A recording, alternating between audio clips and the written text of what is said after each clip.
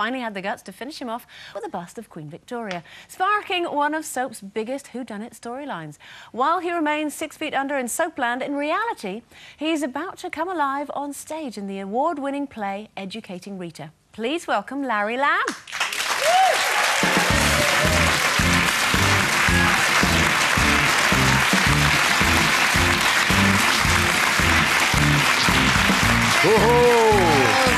Hello, beauty. How are you? Hello. Nice to see you. Oh, the joy of it all. Oh, you meet fabulous women here.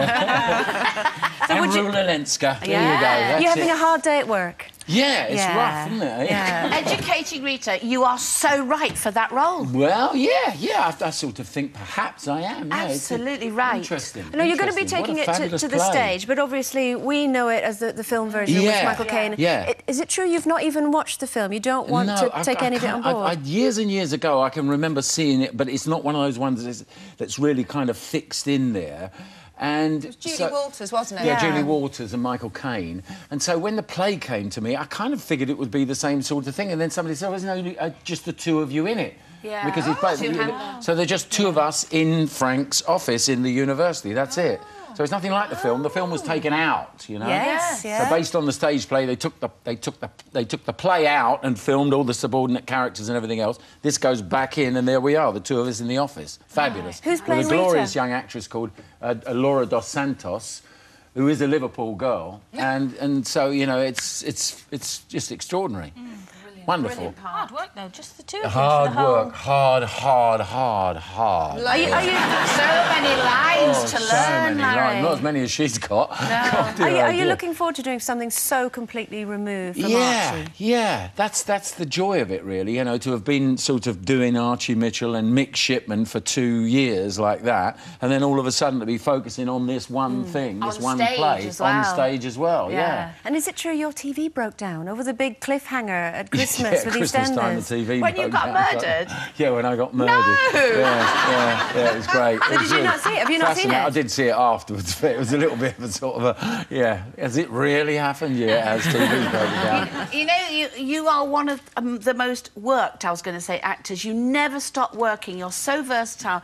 And I just think it's fantastic. But then you did the parent trip with George, your gorgeous son. My gorgeous son. God, he's so beautiful, and he's just like his mum, that's the thing. Look at this. What was that all about?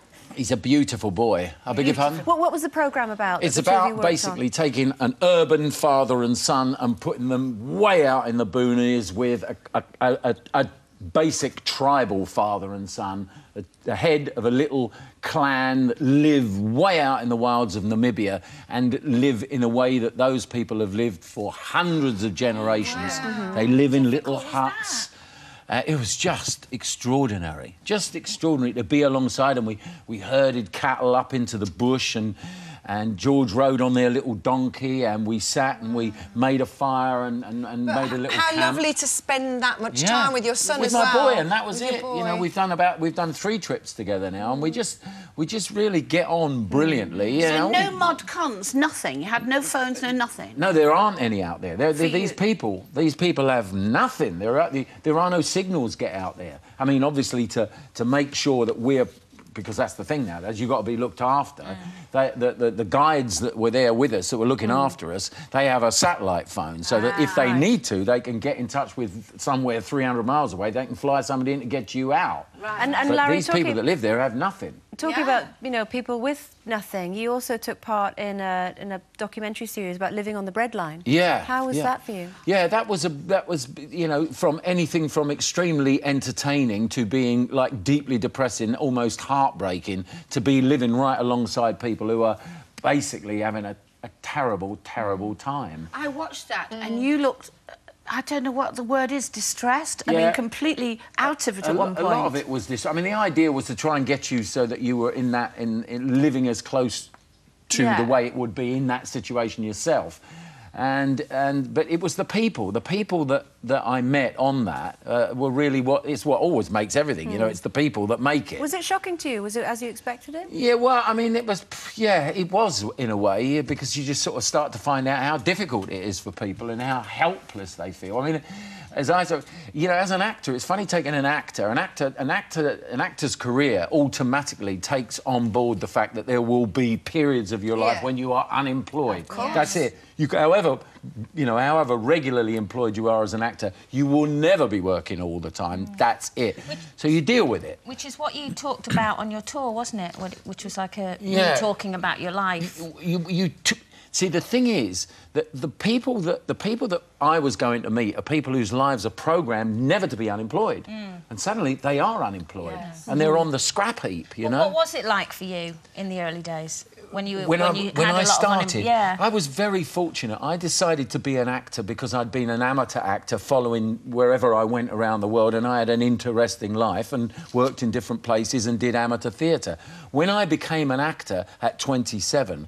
I was very fortunate in that I went into work, and I worked for about 5 years before I ever ran into the unemployment thing, and I didn't know anything about it. And a lot of people that I knew at the time were saying to me, you know, this is just weird, this doesn't happen. No. 27's quite late, really, as well, it is to start late. a And career. for some people it can work, you know, because you're more castable age 27. You can already, you know, in a big theatre company, there's much more that they can give you to do when you're 27 than when you're 19, you know? So I was fortunate, and the timing was good for me. But nowadays, of course, the younger actors are having it far worse than we ever had it. It's terrible. Yeah. You know, because there are so many of them being pumped out by these drama schools all over the country because everybody wants to be famous and everybody wants to be an actor and everybody wants to do this. And because, like, being an actor is nothing about being rich and successful. No. It's about kind of hanging on there and fighting to get an audition. Fighting for a reject slip because you know, unless you've really defeated the odds, that 9 out of 10 jobs you go for, you are not going to get them.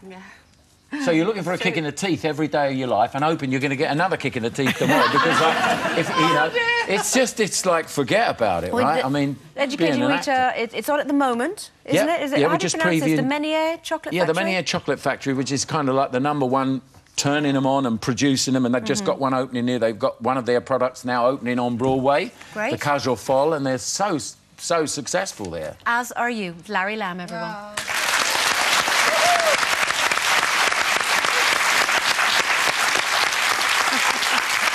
That's all for today's chat-laden show, but we've got loads more for you this week. On tomorrow's show, we'll be mediating between Emmerdale love rivals Sally and Laurel. That's actresses Sian Reeves and Charlotte Bellamy. And providing plenty of belly laughs will be Lee Francis's alter ego. That's Keith Lemon. We'll see you then. Bye-bye for now.